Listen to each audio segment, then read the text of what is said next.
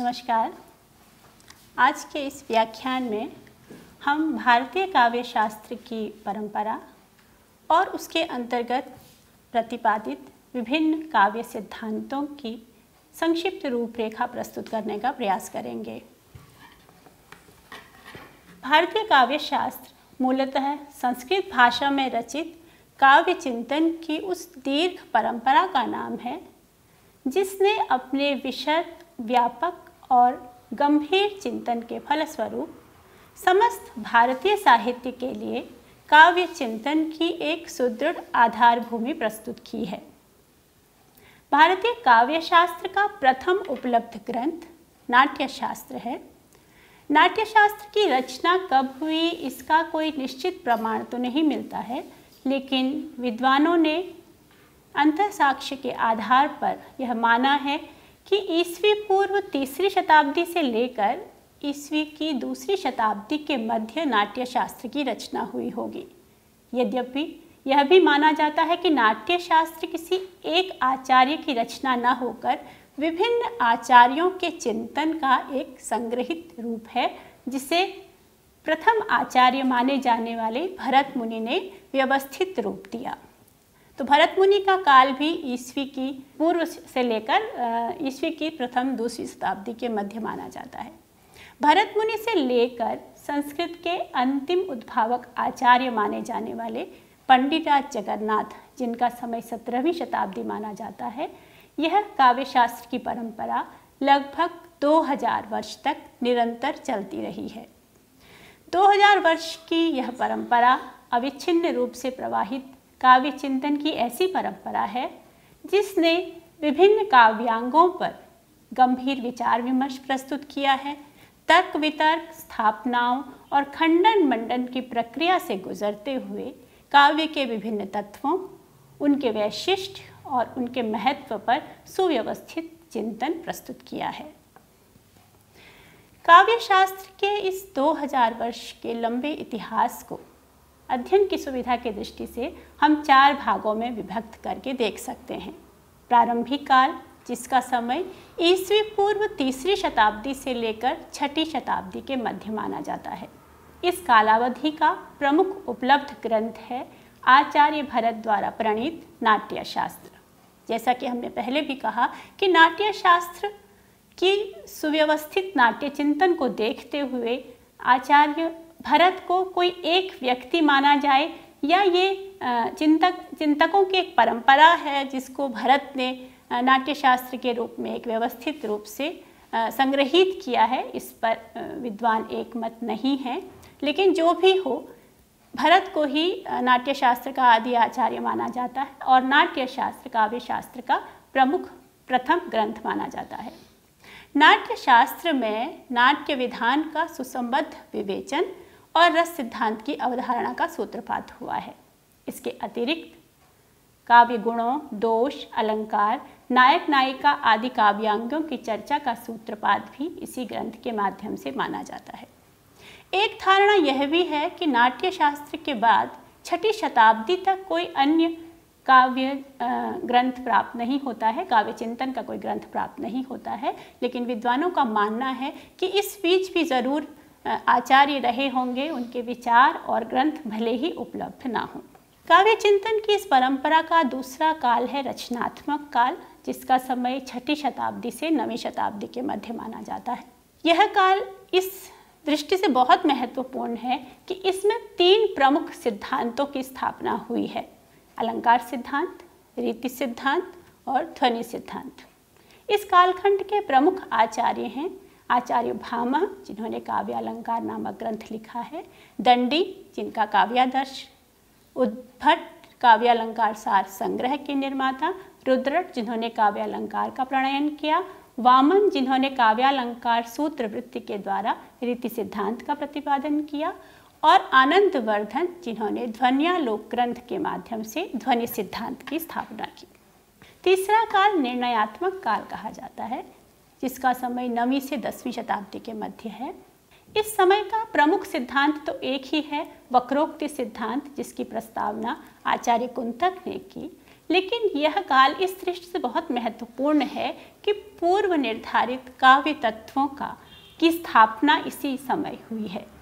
इस काल के प्रमुख आचार्य हैं अभिनवगुप्त, जिन्होंने ध्वन्यालोक लोचन द्वारा ध्वनि सिद्धांत को एक व्यवस्थित रूप दिया और अभिनव भारती में भरत के नाट्य शास्त्र की टीका लिखकर रस सिद्धांत को भी एक सिद्धांत के रूप में प्रतिस्थापित किया।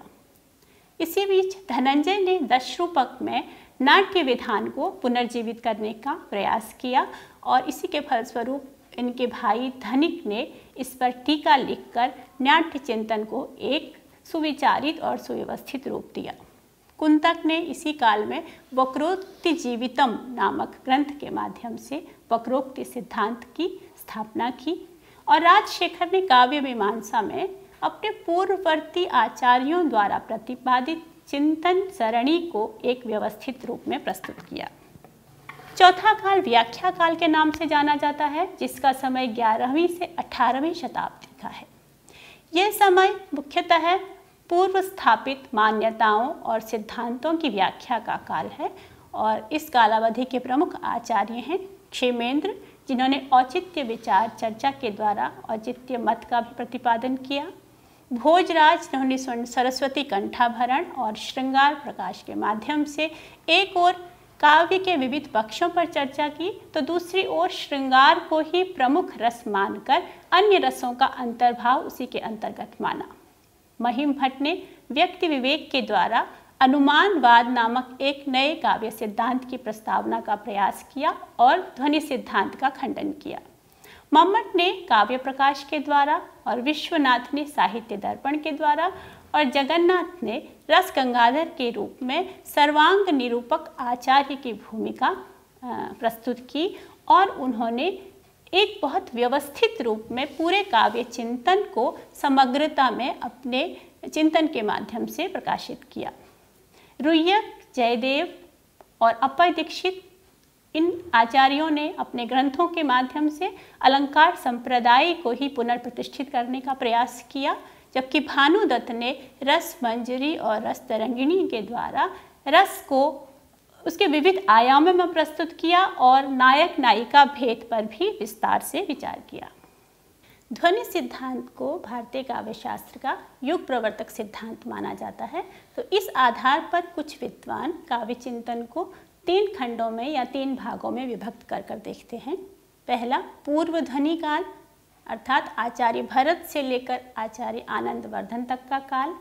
ध्वनि काल, आनंदवर्धन से आचार्य मम्मट तक का समय। और ध्वनि परवर्ती काल यानी मम्मट से लेकर जगन्नाथ तक का समय। 2000 वर्ष की इस व्यापक चिंतन परंपरा में विद्वानों ने, चिंतकों ने इस विषय पर सर्वाधिक विचार किया कि काव्य का मूल तत्व क्या है और काव्य की आत्मा किसे कहते हैं। इसी प्रश्न पर विचार करते हुए विभिन्न उद्भावक आचार्यों ने, टीकाकारों ने या संग्रहकर्ताओं ने अपने विवेचन के द्वारा विविध काव्य सिद्धांतों की प्रस्तावना की।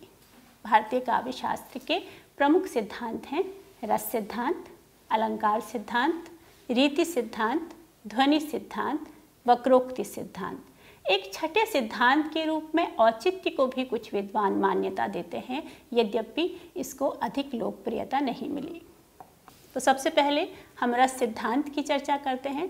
यद्यपि सिद्धांत के रूप में रस की प्रतिष्ठापना बाद में हुई, लेकिन भारतीय काव्य शास्त्र का सबसे प्रथम जो तत्व विवेचित हुआ वो भरत द्वारा प्रतिपादित रस ही है। रस सिद्धांत के प्रतिष्ठापक आचार्य हैं आचार्य भरत। रस का पहला विवेचन भरत ने अपने नाट्यशास्त्र के माध्यम से प्रस्तुत किया। नाट्यशास्त्र के 6ठे और 7वें अध्याय में रस का विस्तार पूर्वक विवेचन भरत ने प्रस्तुत किया है और उन्होंने रस को नाटक के समग्र सौंदर्य के रूप में विवेचित किया है। भरत ने रस को नाटक का अनिवार्य सार तत्व कहा है। उनके अनुसार रस के बिना कोई अन्य अर्थ प्रवृत्त नहीं होता, नहीं रसाद्रते कश्चिदर्थ प्रवर्तते। भरत के रस सिद्धांत की व्याख्या और उसकी प्रतिष्ठा करने वाले प्रमुख आचार्य हैं आचार्य भट्टलोलट, आचार्य शंकुक, आचार्य भट्टनायक और आचार्य अभिनवगुप्त। यद्यपि प्रथम 3 आचार्य यानी कि लोल्लट, शंकु और भट्टनायक के ग्रंथ प्राप्त नहीं होते हैं, लेकिन अभिनव गुप्त ने अभिनव भारती में इन तीनों आचार्यों के मतों का विश्लेषण करते हुए रस सिद्धांत की प्रतिष्ठा की है। भारतीय काव्य शास्त्र का दूसरा प्रमुख सिद्धांत अलंकार सिद्धांत है। दूसरा इसलिए कह रहे हैं कि रस सिद्धांत के बाद, रस की प्रस्तावना के बाद सबसे पहले अलंकार सिद्धांत ही प्रकाश में आया था। काव्यगत संपूर्ण सौंदर्य को अलंकार मानने और उसे काव्य के मूल प्रतिमान के रूप में प्रतिष्ठित करने वाले सिद्धांत को ही अलंकार सिद्धांत के नाम से जाना जाता है। इस सिद्धांत के प्रवर्तक आचार्य हैं काव्यालंकार ग्रंथ के रचयिता भामह, जिनका समय 6वीं शताब्दी माना जाता है। आचार्य भामह ने काव्य सौंदर्य के रूप में अलंकार की अवधारणा प्रस्तुत की और उन्होंने सभी अलंकारों के मूल में वक्रोक्ति को माना। दरअसल भरत ने नाटक के संदर्भ में नाट्य शास्त्र लिखा था और दृश्य काव्य के संदर्भ में रस की प्रस्तावना की थी। आचार्य भामह ने श्रव्य काव्य के संदर्भ में काव्य का विवेचन किया और उन्होंने सौंदर्य को ही काव्य का सर्व प्रमुख तत्व माना। भामह के पश्चात दंडी ने अपने काव्यादर्श में काव्य के शोभा कारक धर्म को अलंकार कहा। उनके शब्दों में काव्य शोभाकरान धर्मान अलंकारान प्रचक्षते। वामन ने अलंकार को 2 अर्थों में प्रयुक्त किया। संकीर्ण अर्थ में उन्होंने अलंकार को काव्य का एक उपकरण मात्र माना, लेकिन व्यापक अर्थ में उन्होंने कहा सौंदर्य ही अलंकार है और काव्य अलंकार के कारण ही ग्रहण करने योग्य है। अलंकार शास्त्रियों ने वामन की इसी विचार को, इसी अर्थ में अलंकार को काव्य का प्रमुख तत्व माना। कालक्रमानुसार अगर हम अलंकार संप्रदाय के प्रमुख आचार्यों और उनके ग्रंथों में दृष्टि डालना चाहें तो सबसे पहले भामह का काव्यालंकार जो 6वीं शताब्दी की रचना है, दंडी का काव्यादर्श, उद्भट काव्यालंकार सार संग्रह, वामन का काव्यालंकार सूत्र, रुद्रट का काव्यालंकार, रुह्य का अलंकार सर्वस्व, जयदेव का चंद्रालोक और अप्पय दीक्षित का कुवलयानंद अलंकार संप्रदाय के प्रमुख आचार्य और उनकी प्रमुख रचनाएं हैं। काव्य चिंतन के विकास के साथ अलंकार संबंधी धारणा में परिवर्तित होता गया। दरअसल अलंकारवादियों ने अलंकार को काव्य के संपूर्ण सौंदर्य के रूप में देखा और एक समय अलंकार सिद्धांत का इतना व्यापक प्रचार प्रसार हुआ कि काव्य शास्त्र के ग्रंथों को भी अलंकार शास्त्र के नाम से ही जाना जाने लगा। लेकिन रस, रीति, ध्वनि आदि काव्य तत्वों की प्रतिष्ठा के बाद अलंकार काव्य का शोभाकारक धर्म नहीं बल्कि शोभावर्धक तत्व मात्र बन गया। ध्वनि परवर्ती आचार्यों ने तो अलंकार को शब्दार्थ का अस्थिर धर्म माना। रीति सिद्धांत के प्रवर्तक आचार्य हैं आचार्य वामन। यद्यपि वामन से पूर्व भरत, भामह, दंडी के विवेचन में भी रीति तत्व की चर्चा हो चुकी थी, लेकिन इन आचार्यों ने रीति को रचना पद्धति के रूप में ही निरूपित किया था। वामन ने रीति को काव्य का सर्वाधिक महत्वपूर्ण तत्व माना और रीतिरात्मा काव्यस्य कहकर रीति को काव्य की आत्मा सिद्ध करने का प्रयास किया। वामन के अनुसार विशिष्ट पद रचना ही रीति है और रीति में यह विशिष्टता गुणों के कारण आती है। विशिष्टा पद रचना रीति ही विशेषो गुणात्मा। वामन ने गुणों को काव्य का शोभाकारक धर्म कहा। जैसे कि अलंकारवादियों ने अलंकार को काव्य का शोभाकारक धर्म कहा था, वही परिभाषा वामन ने गुणों की दी और गुणों को अलंकारों से पृथक माना। उन्होंने माना कि गुण काव्य के शोभाकारक धर्म हैं और अलंकार केवल उसमें वृद्धि करते हैं। भरत द्वारा प्रतिपादित 10 गुणों को ही शब्दगत और अर्थगत गुण मानकर उन्होंने गुणों की संख्या 20 मानी। ये 10 गुण हैं श्लेष, प्रसाद, समता, समाधि, माधुर्य, ओज, पद सौकुमार्य, अर्थ व्यक्ति, उदारता और कांति। इन गुणों के आधार पर ही वामन ने रीति के 3 प्रकार माने। पहला वैदर्भी रीति जो कि सभी गुणों से युक्त होती है, दूसरी कौड़ी रीति जो ओज और कांति गुणों से युक्त है और तीसरी पांचाली रीति जो माधुर्य और सौकुमार्य 2 गुणों से युक्त होती है। इन सब रीतियों में वामन ने वैदर्भी रीति को ही सर्वश्रेष्ठ रीति माना। वामन के पश्चात भी यद्यपि रीति तत्व की चर्चा होती रही, आनंदवर्धन ने उसे संघटना कहा, मम्मट ने वृत्ति के रूप में उसका निरूपण किया, कुंतक ने उसे मार्ग कहा और विश्वनाथ ने उसे पद संघटना के रूप से निरूपित किया। लेकिन परवर्ती आचार्यों ने रीति की उपयोगिता को सीमित कर दिया। उन्होंने रीति को काव्य की आत्मा मानने से इनकार किया।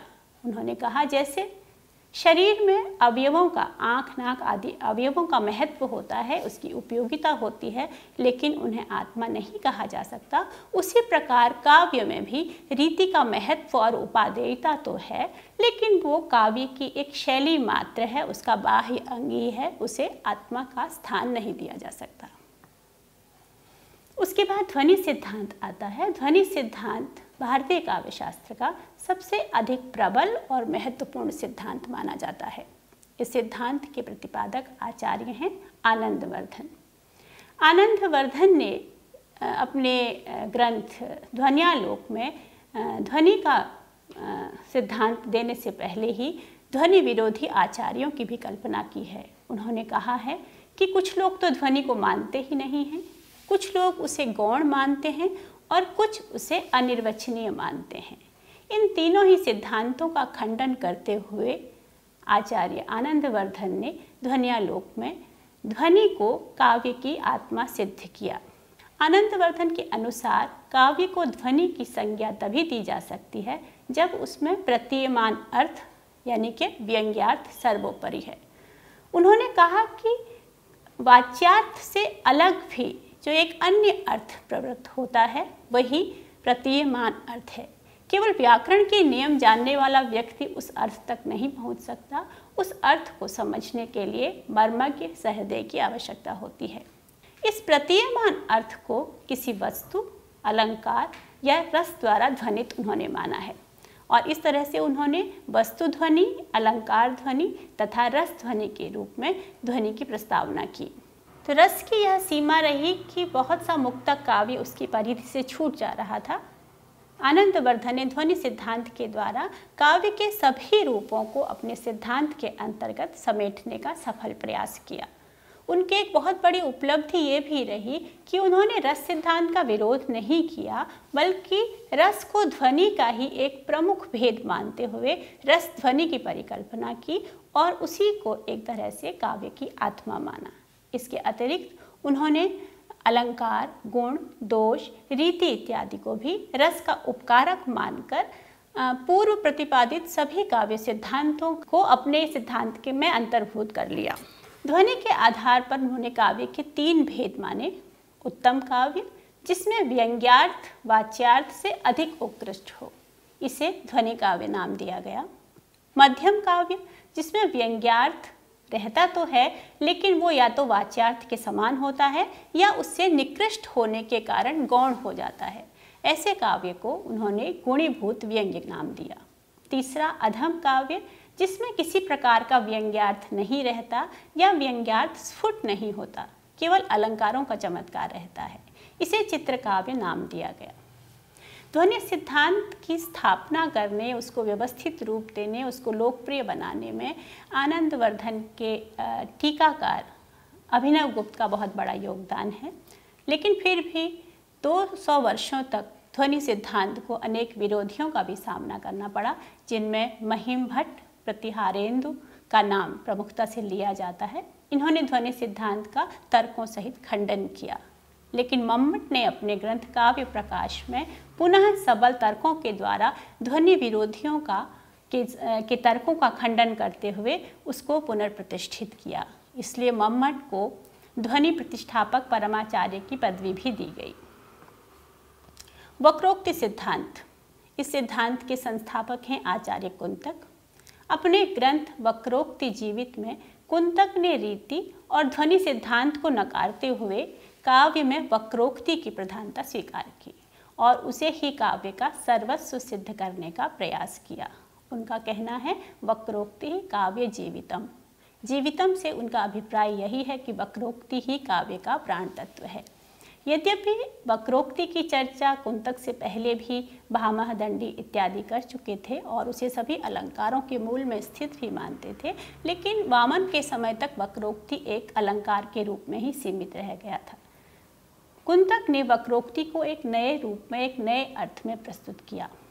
उन्होंने काव्य की परिभाषा भी देते हुए कहा कि काव्य में शब्द और अर्थ का जो सहित भाव रहता है वह वक्रोक्ति मूलक है। शब्दार्थों सहितो वक्र व्यापारशालिनी बंधे व्यवस्थितो काव्यम तद व्यलादकारिणी। वक्रोक्ति को उन्होंने कवि कर्म कौशल अर्थात कवि प्रतिभा से उत्पन्न चमत्कार कहा। यानी कि वक्रोक्ति केवल वाक्चातुर्य नहीं है, बल्कि वह कवि का कौशल है। वक्रोक्ति को कुंतक ने वैदग्ध्य भंगी भणिति कहा, जिसका अर्थ है कवि प्रतिभा से उत्पन्न विलक्षण उक्ति। इस प्रकार वक्रोक्ति कवि की प्रतिभा को सर्वाधिक महत्व देने वाला सिद्धांत भी है।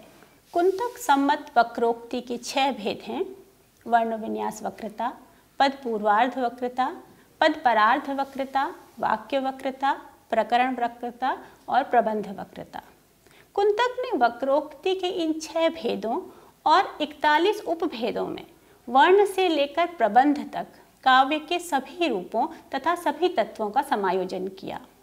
उन्होंने रस को भी वक्रोक्ति का प्राण माना, इस प्रकार भाव के महत्व को भी स्वीकार किया।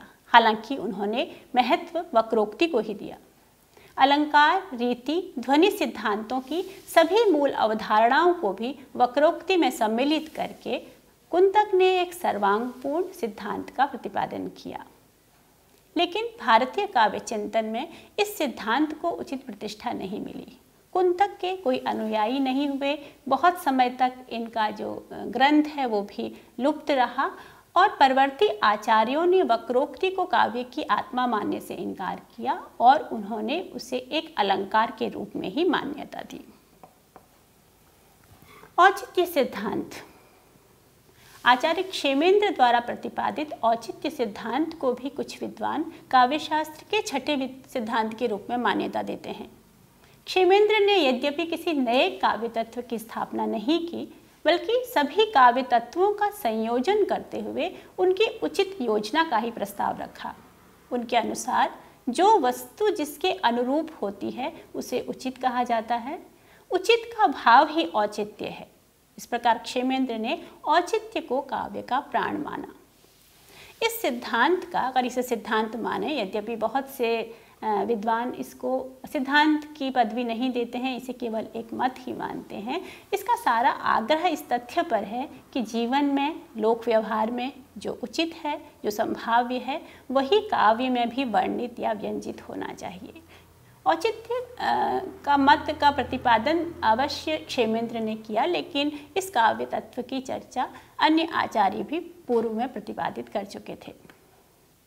इस तरह समग्रता में हम देखें तो भारतीय काव्य शास्त्र में प्रतिपादित ये सभी सिद्धांत अपनी प्रकृति में समावेशी हैं। कहने का अभिप्राय यह है कि भले ही अपने काव्य तत्व को सभी चिंतकों ने विशिष्ट माना है और उसी को काव्य की आत्मा या प्रमुख तत्व मानने का प्रयास किया है, लेकिन काव्य के अन्य तत्वों का भी समावेश उन्होंने किसी न किसी रूप में अपने सिद्धांत में करने का कोशिश की है। सभी काव्य सिद्धांत काव्य के विविध आयामों को समझने की व्यापक दृष्टि प्रदान करते हैं। आधुनिक चिंतक रस, ध्वनि, अलंकार, रीति, वक्रोक्ति इन 5 सिद्धांतों को भिन्न न मानकर इनका अंतर्भाव मुख्यतः 2 सिद्धांतों में ही मानने के पक्ष में है। पहला वस्तुवादी सिद्धांत, जिसके अंतर्गत अलंकार सिद्धांत, रीति सिद्धांत और वक्रोक्ति सिद्धांत आ जाते हैं। ये सिद्धांत काव्य की रचना प्रक्रिया से संबद्ध है, जिसे हम सामान्य शब्दों में कला पक्ष भी कह सकते हैं। दूसरा आत्मवादी या भाववादी सिद्धांत, जिसके अंतर्गत रस और ध्वनि सिद्धांत आ जाते हैं। इसका संबंध काव्य के आस्वादन पक्ष से है। वस्तुतः काव्य चिंतन के लिए काव्य की रचना प्रक्रिया और उसके आस्वादन से जुड़े ये दोनों ही पक्ष एक दूसरे के विरोधी नहीं हैं, बल्कि एक दूसरे के पूरक हैं, अन्योन्याश्रित हैं। और ये सभी सिद्धांत, ये सभी चिंतन परंपराएं मिलकर काव्य के स्वरूप को, उसके विविध आयामों को समझने की एक व्यापक दृष्टि प्रदान करते हैं। धन्यवाद।